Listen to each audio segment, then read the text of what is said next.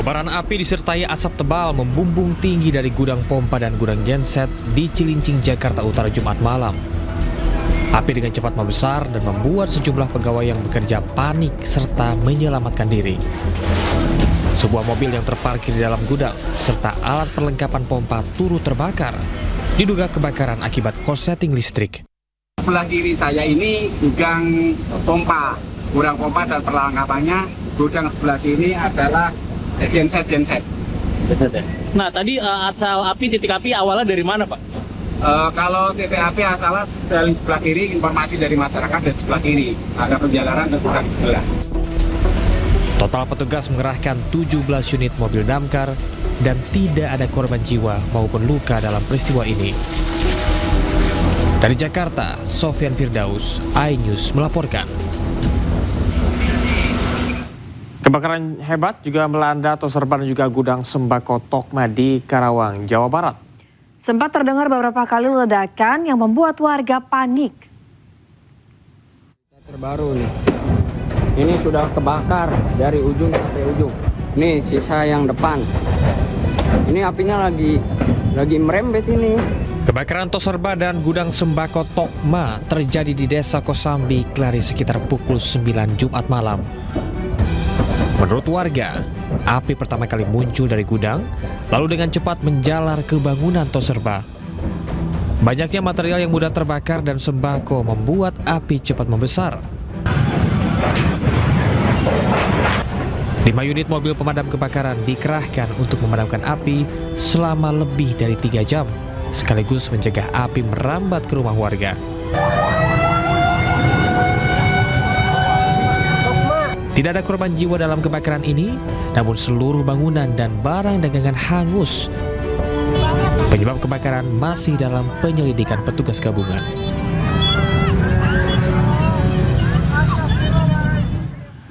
Kejagung resmi menahan ex-Jampitsus Febri Adriansyah setelah menjalani pemeriksaan sebagai tersangka sejak Jumat siang.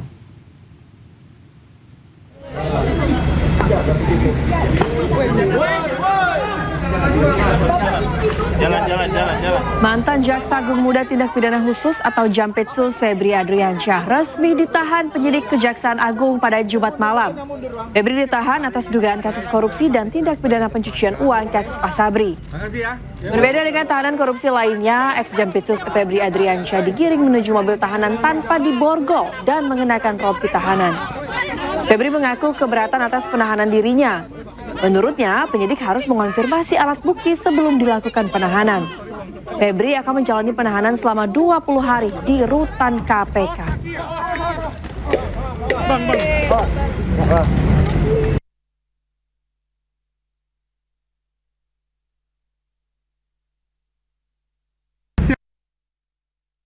Silakan Pak. Hari ini saya sudah diperiksa sebagai tersangka. Santai. Jangan dorong. Jangan dorong. Dan dilakukan penahanan. Jangan dorong. Saya sudah diskusi dengan jaksa pemeriksa.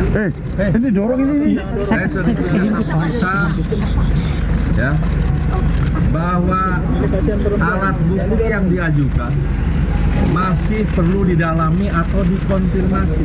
Jangan didorong dong. Jangan dorong.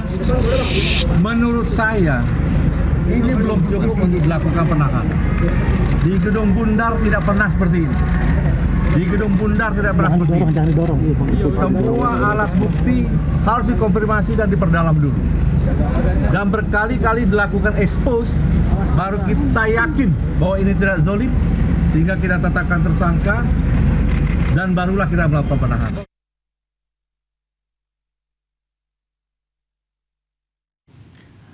Mantan Jampitsus Kejagung Febri Adriansyah resmi ditahan di rutan KPK. Tanpa rompi dan borgol, Febri turun dari mobil tahanan dan langsung menuju rutan KPK dengan pengawalan petugas.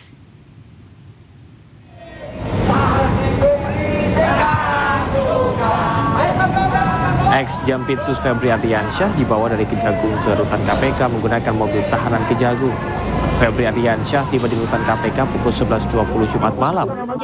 Febri tanpa rompi dan borgol turun dari mobil tahanan langsung menuju rutan KPK dengan pengawalan petugas. Juru bicara KPK Budi Prasetyo menyebut Penahanan Febri Ardiansyah di Kejagung dilakukan usai pihak KPK menerima surat permintaan perbantuan penitipan penahanan dari Kejagung.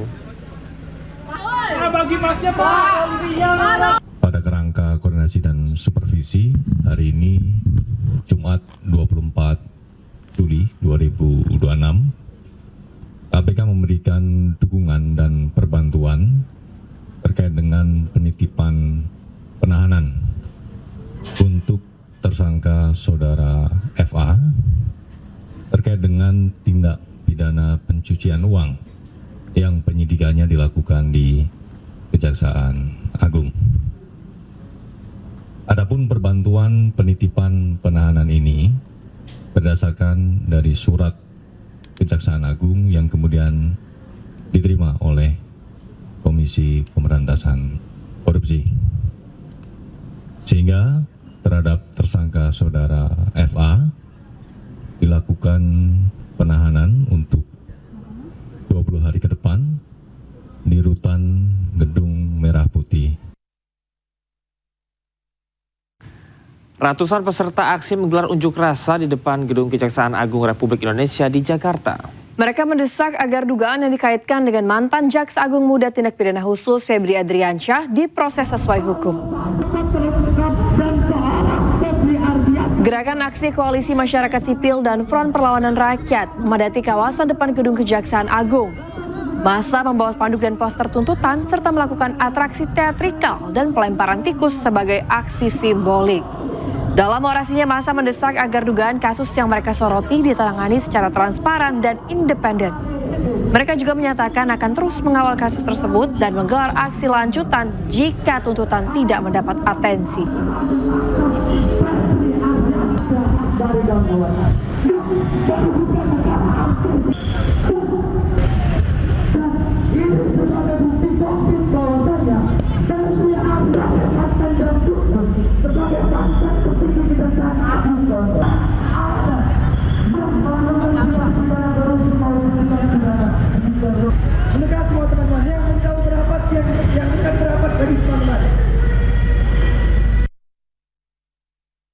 Orang tewas dalam kebakaran rumah di Padang, Sumatera Barat.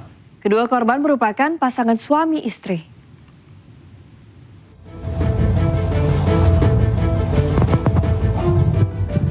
Kebakaran melanda sebuah rumah di Nagari Sungai Buluah Utara, Kecamatan Batang Anai, Kabupaten Padang Pariaman, Jumat dini hari saat sebagian besar warga masih terlelap tidur. Api dengan cepat membesar dan melalap seluruh bangunan beserta isinya. Dalam peristiwa tersebut, dua orang penghuni rumah, pasangan suami istri, tidak berhasil menyelamatkan diri dan meninggal dunia. Satu unit mobil dan 2 unit sepeda motor yang terparkir di lokasi juga ikut hangus terbakar.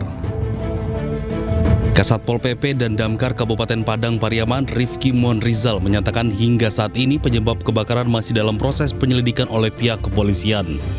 Pak, dari kebakaran ini terbakar 1 unit rumah, kemudian 1 unit mobil, kemudian 2 unit sepeda motor, dan 2 penghuni meninggal dunia, pasangan suami istri.